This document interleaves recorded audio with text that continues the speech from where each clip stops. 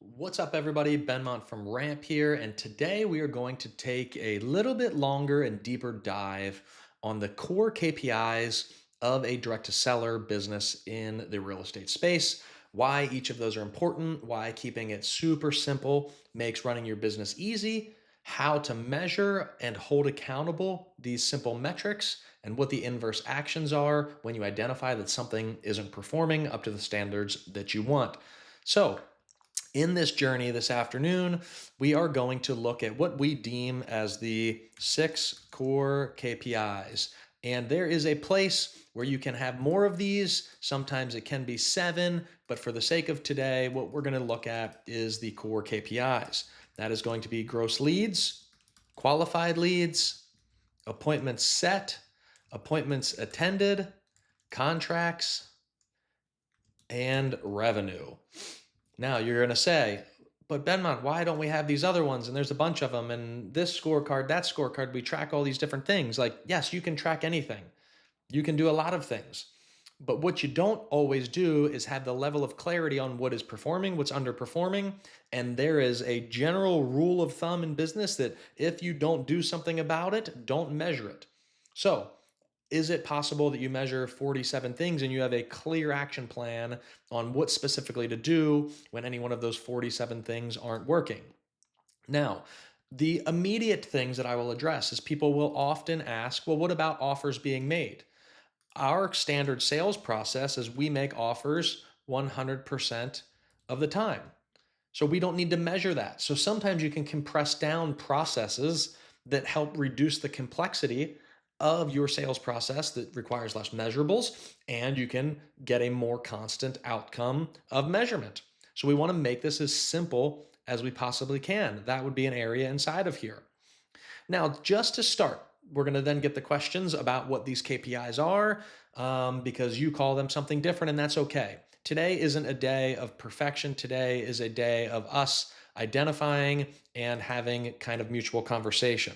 So this is any paid response to marketing has to be considered a lead.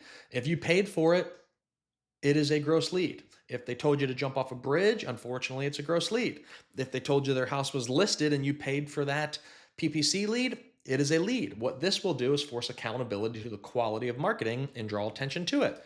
A qualified lead, one of the most important distinctions inside of your business. Wish I could make this bold here. Let's see if we can. One of the most important pieces is what is a qualified lead. This is the first hinge on the swinging door of will we eventually make money or not. This is where people disqualify on price, on timeline, on motivation. Well, they didn't have 47 things going on in their life. Oh, well, they told me they wanted Zestimate value, unqualified. You need a very distinct definition of what this is. Our organization runs on something like this: ready, willing, and able. If I have a seller who is ready to sell in the next 12 minutes to 12 months, I am in their living room. If I have a seller willing to have me out to their house with consideration of doing business together and learn more about their solutions, if I identified that they're a right fit for us, I am in their living room. If I have a seller who is able, meaning they are the right person, it isn't little Johnny who's mad at grandmom trying to sell her house. They are able to progress this relationship to the next step. I am in their living room.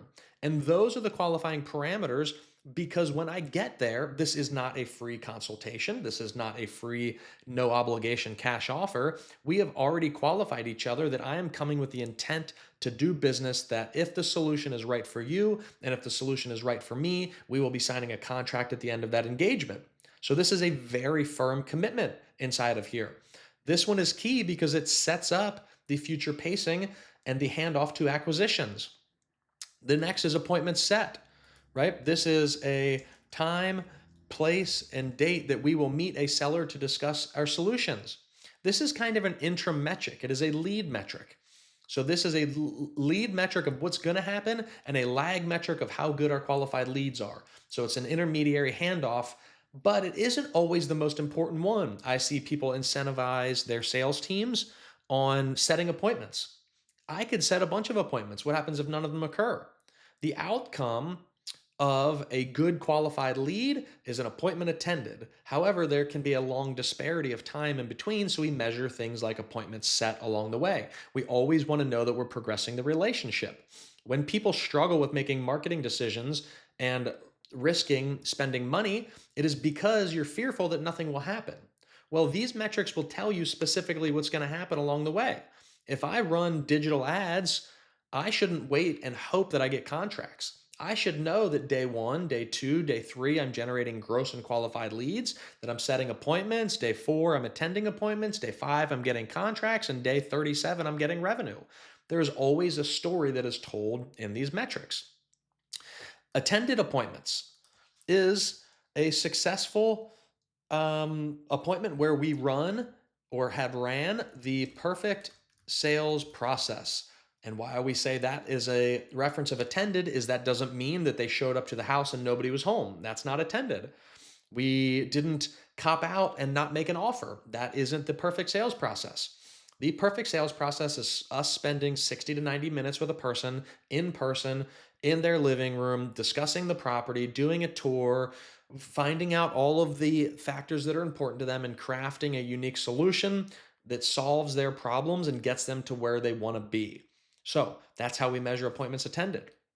Contracts are a ratified contract. Ratified contract means we have all of the appropriate documentation.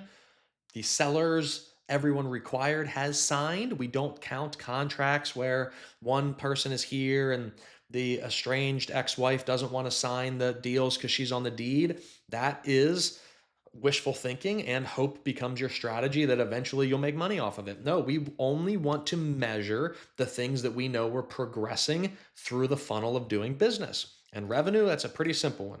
This is called money in the bank revenue. Then we know that our cash cycle conversion is leading. We're dumping fuel in the top of the funnel, and at the bottom, it is dropping out money for our organization to reinvest. These are the core KPIs that you can run your entire business on. This is not just for real estate, but this would be anybody that is in a sales and marketing organization. We're focusing on direct to seller marketing or real estate for the sake of this today. And why these are important and why we only want several of these, and the main purpose of this call today is because now we're going to discuss the inverse actions and where we hold accountability. This is the place and time in business where we distinctly want to be able to point our finger at the thing that is not performing and specifically know what to do from that point forward. And we've seen many people struggle with that in the past. So, gross leads is a reflection of marketing. If we have a deficiency in gross leads, we need to evaluate vendors. We need to evaluate messaging. And we need to probably revise our budget. There's only so many things. Then other considerable factors are going to be the key components of this.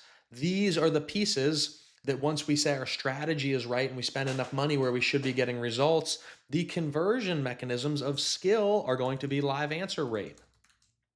This should be 90+% of the time. There should be response rate. This should be sub 60 seconds in an ideal world. Those who are getting into the investing space and you want to buy PPL leads, get off work, and 7 hours later try to get a hold of somebody, that is not going to be a scalable and sustainable strategy. So these two here are going to become your key metrics of live answer rate, response rate. You could track contact rate would be another, and a third option inside of here. And again, we don't want too many of these. These are not KPIs. These are things that we consider. And then these are the KPIs that we will hold accountable for the performance of that. So, right, these are the things we want to make sure are in correlation to our marketing, that it isn't completely broken. We want to make sure that the phone rings and that our tech stack is working. Inside of there, these are the measurables that we will hold from a skill perspective accountable. Qualified leads. If you don't have enough qualified leads, why is it? What can you look at inside of here? We can look at the skill of our sales process. We can look at the marketing channels that are giving us qualified leads.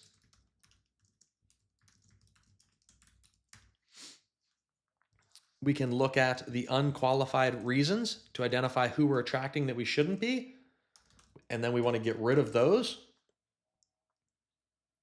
And all of this is going to be skill related. These are all the controllable factors that are in association with skill. There really isn't a way to want qualified leads and to schedule appointments without applying good skill. Skill will either yield you appointments set down here, or skill will tell you that your marketing and top of the funnel lead generation is not in alignment with where you want to go. Appointments set. This is a pretty significant metric that we're going to look at. This now is a reflection of skill and quality of marketing. This is now where you're saying, hey, man, I did a good job marketing and I trust in my sales team. This is the first reflection of that working. If that isn't working and you're not setting appointments, it is still a skill or a quality of marketing issue. So, this being a handoff metric, we need to now discern whether it's a people issue in terms of skill and then train and close those gaps, or if it's a strategic shift all the way back up to marketing.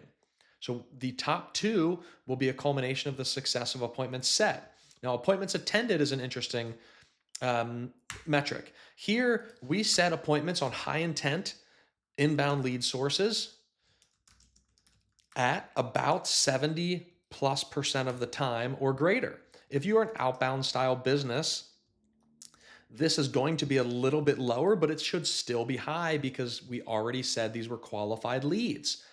If you are not converting at 60% or greater here on outbound, you are lying to yourself about qualifying. You're letting too many through. If this is 99% here, you need to open up the top of your funnel and let more leads through. You're overqualifying at face value and not getting enough opportunity. Appointments attended is a great metric. This is a reflection of sheerly skill on your inside sales team. If your attended rate isn't 80% or greater, you have a problem with false confirmations, with pre-appointment check-ins, with a soft close. They are the common things that would be areas to improve upon. So close of inside sales call, which is your lead manager's call, too loose. Things like, well, they wanted an offer, they wanted us to come out, they said, well, we called them, they'll explore it. Those are not appointments set. Those are going to be the ones that show up as no-shows, as cancellations. Pre-appointment confirmation. We have standard about 5 touch points prior to an appointment. And these are not, hey, do you still want us to come out or not? These are assumptive closes that keep people engaged, keep people knowing that we want them to still be on the same journey at the same pace that we are taking them through, that we are coming to buy the house. So that is how you will increase those, by same day check-ins in the morning, by handoffs with more information via email, text, all of those things. Hey, we look forward to seeing you. A video that morning from the agent. Hey, Mr. Smith, it's Benmont from Ramp. Just look forward to connecting today. Had a great chance to dig into your conversation with our team. I'm really excited seeing you at 2 p.m. today at 123 Main Street. And sending those videos and reminders and messages off. People are busy, they get distracted. So very, very important. And then lastly, contracts. Contracts come from what we said, running that perfect sales appointment. If you have a deficiency in contracts, we need to revise our exit strategies. Are we offering what people need? Or did we buy leads that said, hey, get a free evaluation here, and we pay the most amount of money, but we don't buy rentals and we don't pay the most amount of money. We're only wholesaling. So we need to buy deep and cheap. So the things need to match. Are we getting to appointments? But again, this one is going to be sales process. This is key. A sales process. Many people focus on too many metrics, too many other things in the business when they need to be great at sales. Winning teams in real estate are phenomenal at sales. If you are not closing at 25% of the time in person, you need to sales train. There is data all over the place. There are teams all over the place that are eating your lunch or drinking your milkshake and they're stealing your revenue if you are not phenomenal at sales. That is the only way you win in person.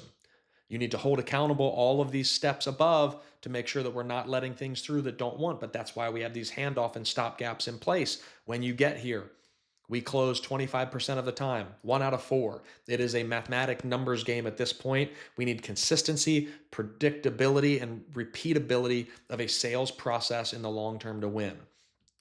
Then, revenue in the bank. Where can things go wrong here? If we write contracts, it's great. We all celebrate them, but then they fall off. If your contract fall off is over 25%, you are writing poor quality contracts or your exit strategies are not matching. So again, exit strategies will come into play here. Dispo skill. Are you prospecting and selling or order taking? And are you buying deep enough discounts? You will quickly find this out when they come in. Just generating a contract isn't good enough. We need quality contracts. We need to not reduce these contracts. If you're less than 10% fall off, you're probably not writing enough. If you're over 25%, over 20%, you're probably writing way too many dicey deals. Should be less than 20%. The other thing is you can generate a lot of contracts in bad geographical areas. I don't want contracts in random areas in coal towns that I can't sell them in. It takes a buyer to monetize a contract. We don't want to lie to ourselves. We have to be very clear with the intent of our plan when we come through here. And why we only measure these 6 KPIs is because we can clearly already see there's a bunch of secondary roll-up metrics that are the inverse actions of things we will go work on. If you had 20 KPIs and we had 3 to 4 things we would do about each of them, it is virtually impossible to get a pulse check on your business and know distinctively which thing to go work on. We are able to do that through our businesses and our partners and our communities by oversimplifying the metrics, the visibility of them, the daily tracking of them, and distinctively going and knowing which area to apply pressure when one of those metrics is underperforming. Hopefully, this is a little bit of a helpful tour on where to get started with core metrics to your business, the significance and importance of them, the story that it tells, and the inverse action. If you don't like them, you always measure something only if you're willing to do something about it. Thanks for tuning in, and we'll see you next time at another Ramp video. Learn more at ramprei.com.